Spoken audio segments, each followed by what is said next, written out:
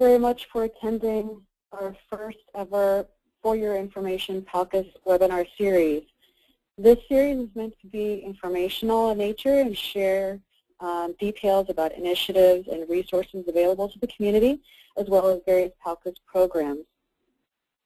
Today's webinar is going to be about PALCUS educational and cultural programs.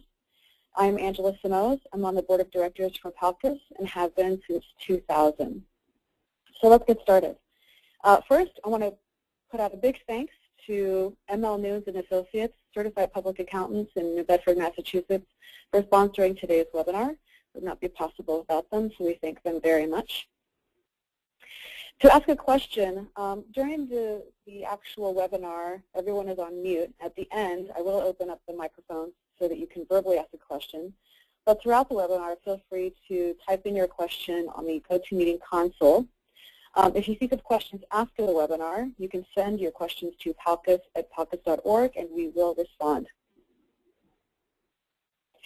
For those of you not familiar with PALCUS, our mission is we are committed to serving the community through increasingly active government relations efforts, promotion of greater awareness of ethnic accomplishments, and encouraging stronger ties between Portugal and the United States. In this role, we advance the community professionally, politically, and culturally, while working to ensure that issues directly affecting our community are addressed through our network of government and community leaders. I've highlighted professionally and culturally in this mission statement because the programs we will be talking about today reflect directly to those two aspects of our mission. So the programs we'll be covering today are the Internship Program, Mentorship, National Scholarship Program for college students, Adopt a School, Student Hosting and Exchange Program, an artist website that we host, as well as an author's website. So the Internship Program was established in 1984. It has traditionally been funded by the J.B. Fernandez Memorial Trust and most recently by the St. Francis Foundation. Throughout the duration of the program, we've had about 136 internships for U.S. undergraduate and graduate students, and we've placed them in a variety of different locations. It really started out as a sort of a government relations internship that has expanded greatly over time. So we offered positions at the U.S. Embassy in Lisbon, at FLAD in Lisbon. Last year we hosted a student at some of the posadas in the Azores, congressional offices both in D.C. and local districts, other U.S. government agencies, as well as local Portuguese consulates in places like San Francisco, Rhode Island, and New York, New Jersey, and also private companies. So if you're on the line here and you own a company or you work somewhere and you would like to have an intern, we definitely can try and arrange that. We'd be happy to work with you on that. We do provide a stipend to our interns, and we provide limited travel assistance when it's available. So it really does depend on how much funding we get each year. We are currently accepting applications for this year's internship program. You can find the application on our website under programs, educational programs, and the deadline is April 17th of this year. Here are some pictures of our past interns and some feedback that we've received from them. As you can see, I'm not going to read all of them, but as you can see, they really have enjoyed their internship and felt that it has influenced their career, both their academic career and their professional career. As you see, one person here said that it really solidified their convictions about going to law school. So that was really, this kind of feedback is very important to us because it helps us to better improve the internship program and place our students in positions that are really going to benefit them in the future. So the mentorship program is something fairly new. We want to offer an opportunity for students to connect with other Portuguese professionals who are working in their desired profession. So for example, if somebody wants to go to law school and has questions about whether or not they really want to be a lawyer, we can connect them with a fellow Portuguese lawyer, whether it's in their town, in another state, or anywhere, and it gives them some real-world perspective. So it's beneficial to the students in that way. But then it also gives the professionals an opportunity to give back to the community. I know a lot of us are very busy and don't always have the time to dedicate to volunteering on a committee attending lots of events, this is one way that they can give back to the community and really ensure that the next generation is prepared and successful in their careers. Now, how involved the relationship will be is really up to the mentor and the mentee. It can be just a couple of conversations on the phone. Perhaps you just interact on Facebook. Or if you're both local, you can meet up for coffee. It's really up to you. There's no mandatory time commitment or anything like that. There is no financial obligation. You're only giving your time to an aspiring young Portuguese-American. So we really encourage our professionals out there to please consider being a mentor. And students, if you're looking to find a mentor in your desired profession, please contact us. And it covers every profession out there. And if we don't currently have a mentor signed up in your profession, we will do our best to find one for you. So the National Scholarship Program is something we're very proud of. We launched it this past year. We gave our first $1,000 scholarship to Dennis de Almeida, who is a student at Seton Hall University School of Law. This is something that we've been wanting to do for a while. We both established the fund as well as gave the first scholarship. The fund is something that's designed, we hope to grow it over time because ideally we'd like to provide significant scholarships for undergraduate and graduate students for generations to come. So instead of providing a large number of smaller scholarships, we really would like to get to a point where we are providing, $5,000, perhaps even $10,000 or more to one or two or a few students, however many we are able to give, but really make an impact on the cost of education these days. As we all know, it's getting more and more expensive. The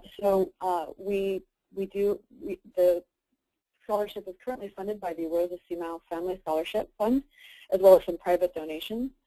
Some of you who are on Facebook may have seen that we recently did a fundraising blitz on Facebook to raise some additional money for the scholarship fund, and that was pretty successful, so we probably will do that again. But we are accepting donations at any time. So if you would like to donate to the scholarship fund, 100% of your donation does go to the scholarship fund, and you can make that donation online. We also list a lot of local scholarships on our website. So if you're in Massachusetts or New Jersey or California and you belong to one of the local clubs or one of the local fraternal organizations, you can absolutely go on our website and see what are the different scholarships offered by some of those organizations. So we have those listed there for your resource as well.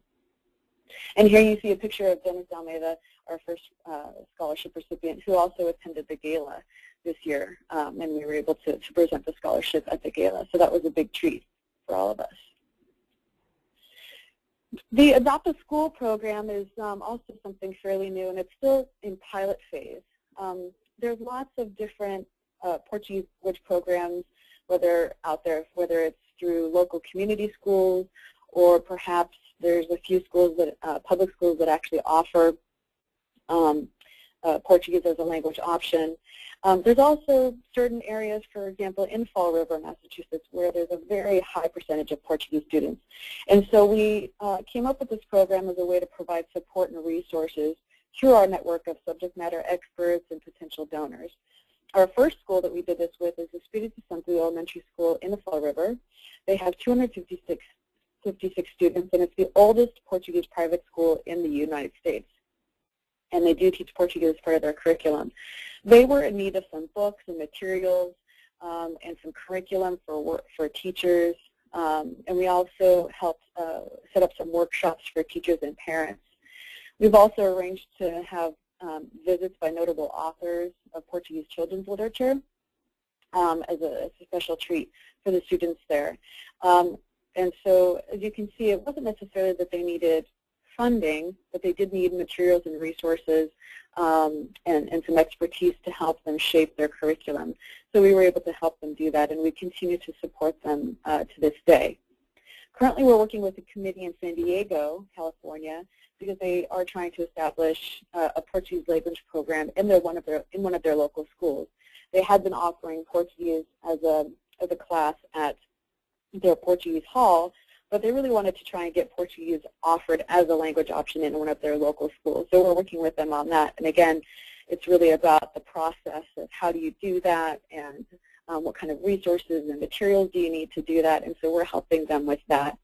So if you have a school that you'd like to be considered, or you'd like to provide support to a local school, for example, if you'd like to go and speak, if you'd like to provide some materials, if you'd like to provide funding, whatever, if you think you can help in some way, please contact us because we would love to get you involved. The Student Exchange and Hosting Program we were really excited about. There's an organization in Portugal called Multiway, and they help students achieve their goal of studying abroad by placing Portuguese students in U.S. homes as well as U.S. students in Portuguese homes. So we partnered with them just to help fill their pipeline of families willing to host students here, as well as students who, and this is a high school program, this is for high school students, as well as students who from here who are looking to go abroad. So we were very successful in recruiting some families here, and we do hope to continue this relationship. We do get a lot of requests from students here that are looking to study abroad, and so this is just one resource, this direct resource that we can refer them to. If you are a student and you're interested in studying abroad, or you're a family interested in hosting a student from Portugal, there's a form on our website that you can fill out, and we will definitely put you in contact with Multiway and get you involved in the program. There are a lot of other study abroad programs listed on our website, and we do try and promote those as much as we can as well. UMass Dartmouth has a great program, and there was another program called the Atlantis Project. I believe UC Berkeley also has a wonderful study abroad program, as well as UC Santa Barbara. So if you have a program that you know of that you think should be listed on our website, please send it to us so we can, again, anyone who's looking for different study abroad programs, they can find that information very easily. So Red Roof Studios is our artist website. It's been around for a few years now. And actually, this is a really fun website. We're really excited about it. It's just a way for us to showcase the talent of Portuguese artists. Traditionally, I think a lot of people thought if you were a Portuguese artist, you had to paint images of caravalos or hortensias and things like that. And the truth is, there's a lot of talent out there in different mediums and different subjects. And so we created this website as a way to highlight all of that talent. So if you go onto this website, you'll see that there's painting and sculpture and photography, all different types of art, and it's free for all artists to be listed here. All you have to do is send in your information, send in some images that you'd like hosted, and if you have a website, we will list that as well. We do promote our artists on Facebook and through Twitter, and we will start highlighting an author of the month in our Lucis newsletter. We currently have 26 artists listed, and really there's no limited number, so we have room for as many as we get information for. So if you are an artist, please submit your works to us today. And similarly, we have a website for authors. There's lots of Portuguese authors out there who are writing fiction and nonfiction and poetry and screenplays and everything, just people who are writing all the time. And we need to make sure that those talents are seen as well. So this website is essentially just the same thing as the other website, but it's for authors. And again, we promote it on Facebook and Twitter and the Lucis newsletter. We currently have 14 authors listed. Unlimited number is possible. So if you are an author, even if you've just published a poem in your local newspaper, or you've only published one book, we still want to highlight your talents here. So please go on this website and send us your information, and we would be happy to highlight your works here. So that concludes the actual information portion of the webinar. All of the webinars are going to be posted to YouTube for viewing at any time. You can go to this website address, and we'll also be posting this on our Facebook page. So these are meant to be resources to share with your friends and family. So definitely try and send the link out to friends and family. Encourage them to watch the next one.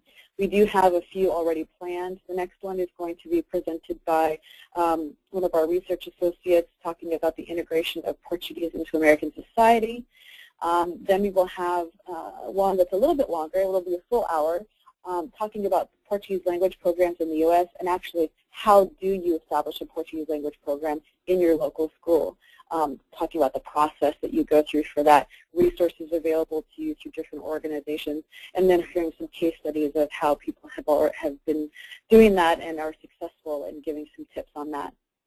And then we will be highlighting a Fulbright Study Abroad program, and that one in particular is for undergraduate and graduate students in college to go to Portugal for a full year or more. So that's a really great program, and we encourage you all to attend that as well.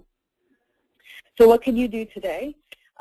Whether or not you're a member of PALCUS, we do need community support. So please support one of these programs, and any amount helps. You can become a mentor. You can host an intern at your company. You can sponsor a webinar. For information on any of this, you can visit our website, or you can email or call us, and we will be happy to answer any of your questions. So at this point, I will open it up to questions. Let's see. It looks like it's not letting me open it up. Let me see if I can. If anybody has questions, if you could type your question in the chat box. I think that will be the only way we can ask questions here today, unfortunately.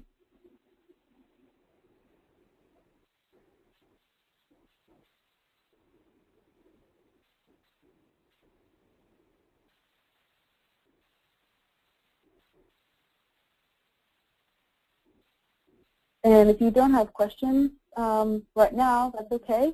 We can answer questions that you might have later on. Looks like there's a question here. Oh, wait, hold on. Here we go. We've got one.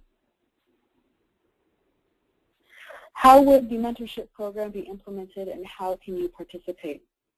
So sure. So how it's implemented is really would be student-driven. So if you were interested in being a mentor, you would go to our website and fill out the form. It's a very simple form. Tells us, what industry you're in, where you graduated from, where you're located, and how you prefer to be contacted, whether email or phone. And then students contact us and say, hey, I'd like to talk to somebody that's in industrial design, or I'd like to speak with somebody that is pursuing a political career.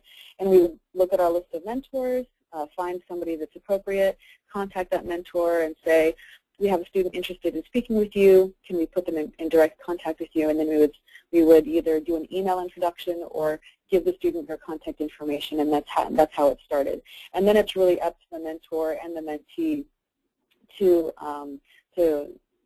take the relationship as far as you'd like it. It could be just one conversation. It could be multiple conversations. Again, if you live locally close to each other, you can meet up for coffee, something like that. But essentially, that's how the program would work. We have a question here. Is the Portuguese generally informed about PALCUS? I imagine the Portuguese community. So we are really doing our best to generate more awareness about PALCUS in the community and the different programs that we offer, which is one of the biggest reasons we started this webinar program. The internet has been very helpful to us in getting the word out. We do have a Facebook page.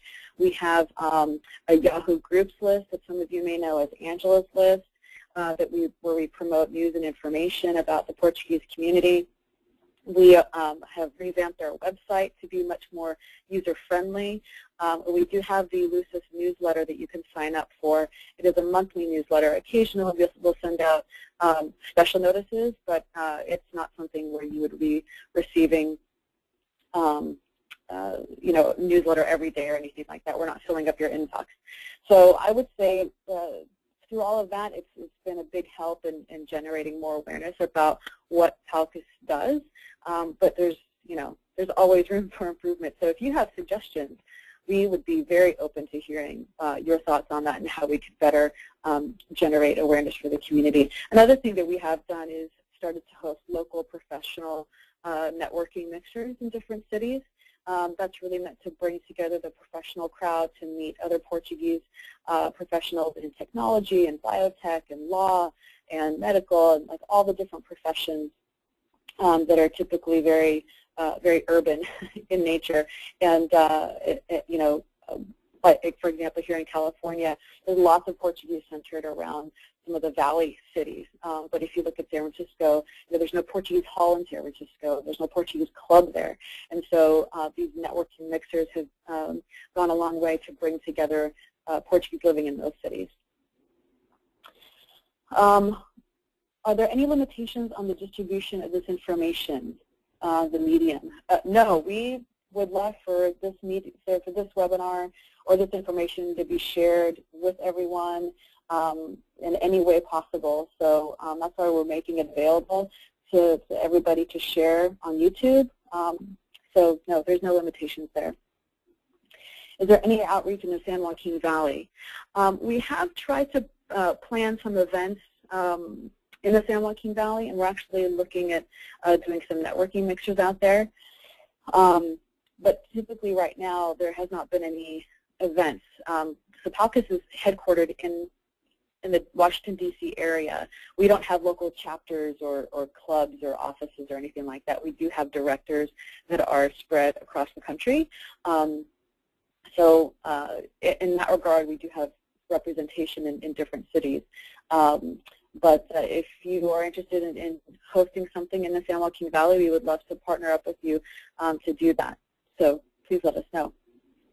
Is PALCUS still working with FLAD to promote university programs in Portugal taught in English?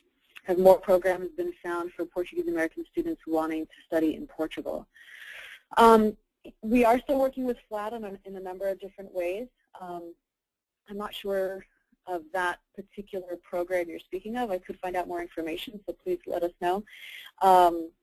We would be happy to look into that more. We are always looking for more programs that allow Portuguese-American students to study abroad, because we do get a lot of requests from students that want to study abroad and maybe just don't know where to find programs to do that. So whenever we find information, we try to post it on our website and share it with the community, either through Lucis or the Lucis newsletter or through Facebook or anything like that. Do you offer any online courses? If you move to the U.S., what should you know, something like that? That's a great idea.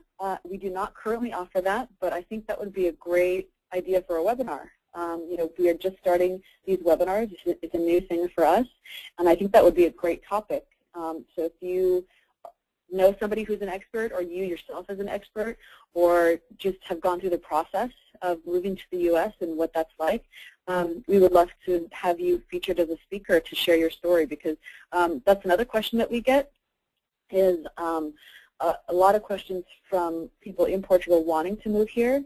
You know, how can I move there? How do I get a visa? Who can I contact? You know, can I stay with somebody? What's the best city to go live in? So we do get a lot of questions about that as well. So I think that would be a great idea for a webinar. Is there a local chapter of PALCUS in New York City? Again, there's no chapters of PALCUS. We do have directors in different cities. We currently have one director in Newark, New Jersey, and quite a few members in New York City, but no actual director. But we have done a couple of events in combination for the in combination with the U.S.-Portugal Chamber of Commerce. We have held a couple of events with them. So we are actively looking for a director in New York City. If you are interested or you know somebody, please let us know. We would love to speak with you about that. But the closest director we have is in Newark, New Jersey. So that is all the questions that I have written in the chat box. So thank you very much for all of your attention and all of your great questions. If you think of other questions, please send them to us via email. We are very responsive, and we will get back to you. And until next time, have a great day. Thank you, everybody.